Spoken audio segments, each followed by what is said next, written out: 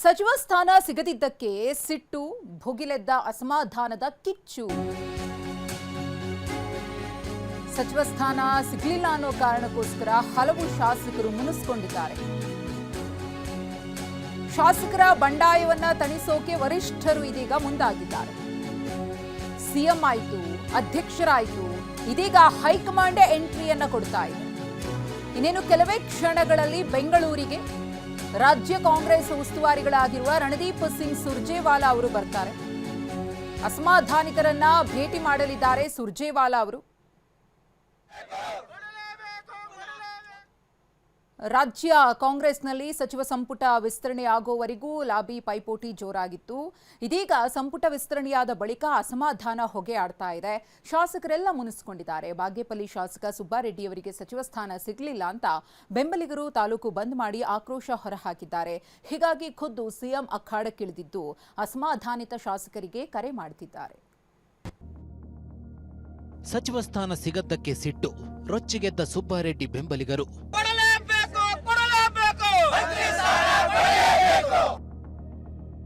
ಚಿಕ್ಕಬಳ್ಳಾಪುರದಲ್ಲಿ 3 ತಾಲೂಕುಗಳು ಸಂಪೂರ್ಣ ಬಂದ್. ಆಕ್ರೋಶ, ರೋಷಾವೇಶ, ಟೈರ್ಗೆ ಬೆಂಕಿ ಹಚ್ಚಿದ್ರು, ಬಸ್ಗಳನ್ನ ತಡೆದ್ರು, ಬೈಕ್ನಲ್ಲಿ ರ್ಯಾಲಿ ನಡೆಸಿದ್ರು, ಅಂಗಡಿ ಮುಂಗಟ್ಟುಗಳನ್ನು ಬಲವಂತವಾಗಿ ಮುಚ್ಚಿಸಿದ್ರು, ಬೈಕ್ಗಳನ್ನ ಹೆದ್ದಾರಿಗೆ ಅಡ್ಡಲಾಗಿ ನಿಲ್ಲಿಸಿ ಪ್ರತಿಭಟನೆ ನಡೆಸಿದ್ರು. ಬಾಗೇಪಲ್ಲಿ ಕಾಂಗ್ರೆಸ್ ಶಾಸಕ ಎಸ್ಎನ್ ಸುಬ್ಬಾರೆಡ್ಡಿಗೆ ಸಚಿವ ಸ್ಥಾನ ಸಿಗದ್ದಕ್ಕೆ ಶಾಸಕರ ಬೆಂಬಲಿಗರು ರೊಚ್ಚಿಗೆದ್ದಿದ್ದಾರೆ. ಬೆಳಗ್ಗೆ 6 ಗಂಟೆಯಿಂದಲೇ ರಸ್ತೆಗಿಳಿದ ಬೆಂಬಲಿಗರು ಟೈರ್ಗೆ ಬೆಂಕಿ ಹಚ್ಚಿ ರಸ್ತೆ ತಡೆದು ಪ್ರತಿಭಟನೆ ನಡೆಸಿದ್ರು. ಬಾಗೇಪಲ್ಲಿ ಕೆಎಸ್ಆರ್ಟಿಸಿ ಬಸ್ ನಿಲ್ದಾಣದ ಮುಂದೆ ಆಕ್ರೋಶ ಹೊರಹಾಕಿದ್ರು, ಅರೆಬೆತ್ತಲಾಗಿ ಪ್ರತಿಭಟಿಸಿದ್ರು.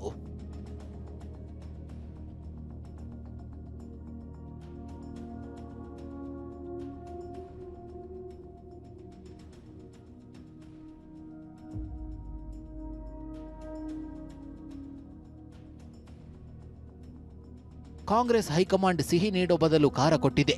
ಹೀಗಾಗಿ ಸಿಹಿ ತಿನ್ನುವ ಬದಲು ಖಾರ ತಿಂತಿದ್ದೇವೆ ಅಂತ ಮೆಣಸಿನಕಾಯಿ ತಿನ್ನೋ ಮೂಲಕ ಬೇಸರ ಹೊರಹಾಕಿದ್ರು. ಈ ಪ್ರತಿಭಟನೆಯಲ್ಲಿ ಈ ರಾಸಿಗಡ್ಲೆ ಮೆಣಸಿನಕಾಯಿ ಅಂತಂದು ಅದನ್ನ ತಿನ್ನೋದ್ರ ಮೂಲಕ ತಮ್ಮ ಆಕ್ರೋಶವನ್ನು ವ್ಯಕ್ತಪಡಿಸ್ತಾ ಇದ್ದಾರೆ. ಈಗ ನೋಡಿ, ನಾನು ಇಲ್ಲಿ ತೋರಿಸ್ತಾ ಇದ್ದೀನಿ ನೋಡಿ, ಇಲ್ಲಿ ಹಸಿ ಮೆಣಸಿನಕಾಯಿ, ಅದು ರಾಸಿಗಡ್ಲೆ ಹಸಿ ಮೆಣಸಿನಕಾಯಿ ತಂದಿದ್ದಾರೆ. ಅಂದ್ರೆ ಅವ್ರು ಎಷ್ಟು ನೋವಾಗಿದೆ ಅನ್ನೋದನ್ನ ಈ ಒಂದು ಮೆಣಸಿನಕಾಯಿ ಮೂಲಕ ಒಂದು ವ್ಯಕ್ತಪಡಿಸ್ತಾ ಇದ್ದಾರೆ. ನರೇಂದ್ರ ಅವರು, ಯಾಕೆ ಈಗ ನೀವು ರಾಜ್ಯ ಸರ್ಕಾರದಲ್ಲಿ ಈಗ ಸಚಿವ ಸಂಪುಟ ವಿಸ್ತರಣೆ ಆಗಿದೆ, ಸಿಹಿ ತಿನ್ನೋ ಬದಲು ಮೆಣಸಿನಕಾಯಿ ತಿಂತಾ ಇದ್ದೀರಿ? ಸರ್, ನಮ್ಮ ಕಾಂಗ್ರೆಸ್ ಪಕ್ಷದ ಹೈಕಮಾಂಡು ನಮ್ಮ ಬಾಗೇಪಲ್ಲಿ ವಿಧಾನಸಭಾ ಕ್ಷೇತ್ರಕ್ಕೆ ಖಾರಾನೇ ಸರ್ ಕೊಟ್ಟಿರೋದು, ಸಿಹಿ ಕೊಟ್ಟಿಲ್ಲ. ಸಿಹಿ ಕೊಟ್ಟಿದ್ದಿದ್ರೆ ನಾವು ಸಿಹಿ ತಿಂತಾ ಇದ್ವಿ. ಅವ್ರು ಖಾರ ಕೊಟ್ಟಿದ್ದಾರೆ. ಖಾರಕ್ಕೆ ಪರ್ಯಾಯನೇ ಮೆಣಸಿನಕಾಯಿ. ಅದಕ್ಕೆ ಮೆಣಸಿನಕಾಯಿ ತಿನ್ನೋ ಮುಖಾಂತರ ನಮ್ಮ ಪ್ರತಿಭಟನೆಯನ್ನ ವ್ಯಕ್ತಪಡಿಸ್ತಾ ಇದೀವಿ ಸರ್. ಬಾಗೇಪಲ್ಲಿ, ಗುಡಿಬಂಡೆ, ಚೇಳೂರು ತಾಲೂಕುಗಳ ಬಂದ್ಗೆ ಕರೆ ನೀಡಲಾಗಿತ್ತು. ಬಸ್ ಸಿಗದೆ ಪ್ರಯಾಣಿಕರು ಪರದಾಡಿದ್ರು. ಬಾಗೇಪಲ್ಲಿ ಬಿಟ್ಟು ಹೊರಗಡೆ ಏನು ಹೋಗ್ತಾ ಇದ್ದಾರೆ ಅವರಿಗೆ ಒಂದು ಚೂರು ತೊಂದರೆ ಆಗ್ತಾ ಇದೆ ಸರ್. ನಾವು ಚಿಕ್ಕಬಳ್ಳಾಪುರ ಹೋಗ್ಬೇಕು ಸರ್. ಇಲ್ಲಿ ಯಾವಾಗಿಂದ ವೇಟ್? ಇಲ್ಲಿ ಒಂದು ಅರ್ಧ ಗಂಟೆಯಿಂದ ವೇಟ್ ಮಾಡ್ತಾ ಇದ್ದೀನಿ ಸರ್. ಬಸ್ ಇಲ್ಲ? ಇಲ್ಲ ಸರ್, ಬಸ್ಸಸ್ ಬರ್ತಾ ಇಲ್ಲ ಸರ್. ಬೆಂಬಲಿಗರು ಒಂದ್ ಕಡೆ ಬಂದ್ಗೆ ಕರೆ ನೀಡಿ ಪ್ರತಿಭಟನೆ ಮಾಡುತ್ತಿದ್ರೆ, ಮತ್ತೊಂದ್ ಕಡೆ ಸುಬ್ಬಾರೆಡ್ಡಿ ಮನವೊಲಿಕೆಗೆ ಕಸರತ್ತು ಮುಂದುವರೆದಿದೆ. ಶಾಸಕ ಸುಬ್ಬಾರೆಡ್ಡಿ ಸಮಾಧಾನ ಮಾಡುವ ಜವಾಬ್ದಾರಿಯನ್ನ ಕೆಎಚ್ ಮುನಿಯಪ್ಪಗೆ ನೀಡಲಾಗಿದೆ. ಸಮಾಧಾನ ಪಡಿಸುವಂತೆ ಸಿಎಂ ಡಿಕೆ ಸೂಚಿಸಿದ್ದಾರೆ. ಇನ್ನು ರಾಯಚೂರು ಜಿಲ್ಲೆಯಲ್ಲಿ 4 ಶಾಸಕರು, 4 ಎಂಎಲ್ಸಿಗಳಿದ್ರು ಸಚಿವ ಸ್ಥಾನ ಸಿಕ್ಕಿಲ್ಲ. 8 ಜನಪ್ರತಿನಿಧಿಗಳಿದ್ರೂ ಜಿಲ್ಲೆಗೆ ಅನ್ಯಾಯವಾಗಿದೆ ಅಂತ ರಾಯಚೂರಿನ ಸ್ಥಳೀಯರು ಪ್ರತಿಭಟನೆ ನಡೆಸಿದ್ರು.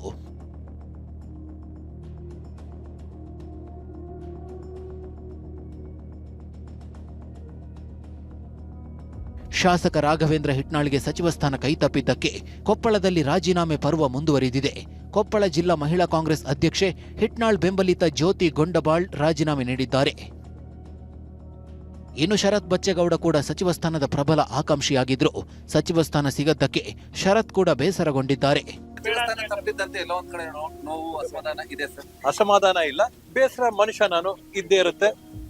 ಕಾಲ ತಸ್ಮೇನ ಅಂದ್ರೆ ಮುಂದಕ್ಕೆ ಹೋಗ್ತಾ ಹೋಗ್ತಾ ಹೋಗ್ತಾ ಎಲ್ಲ ಸರೋಗುತ್ತೆ.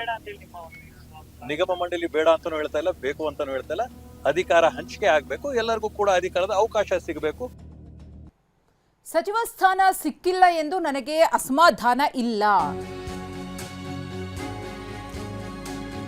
ಸಿಎಂ ಡಿಕೆ ಶಿವಕುಮಾರ್ ಅವರ ಕರೆ ಬಳಿಕ ಗುಬ್ಬಿ ಶಾಸಕ ಶ್ರೀನಿವಾಸ್ ಅವರ ಮಾತಿದು.